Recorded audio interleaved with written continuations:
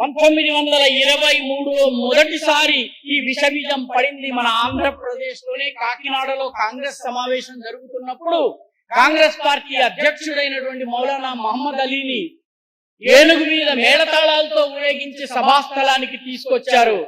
హాయిగా వచ్చాడు. వేదిక మీద విష్ణు దిగంబర్ పలుస్కర్ అనే అపర సంగీత గాయకుడు గాన గంధర్వుడు వందే మాతరం పాడడం మొదలు పెట్టగానే ఆయన ఆపమన్నాడు.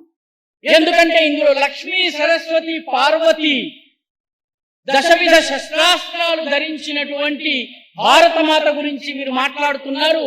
మేము విగ్రహాల్ని ఆరాధించము కాబట్టి పాట పాడొద్దు. అక్కడ కూర్చున్నటువంటి వాళ్ళు అవునవును ఈ పాట వద్దు, వారికి బాధ కలిగిస్తే పాడకండి అన్నారు. విష్ణు దిగంబర్ పలుస్కర్ నిలబడ్డాడు. ఈ పాట పాడడం కోసము నేను పుణే నుంచి హైదరాబాద్ కాకినాడకు వచ్చాను, నేను ఈ పాట పాడి తీరుతానని పాడారు. పాట పాడుతుంటే అప్పటి కాంగ్రెస్ అధ్యక్షుడైనటువంటి మౌలానా మహమ్మద్ అలీ వాకౌట్ చేశాడు. ఆ తరువాత నుంచి ప్రారంభమైంది ఈ పాట పాడితే కొందరి మనోభావాలు గాయపడతాయి కాబట్టి పాడొద్దు.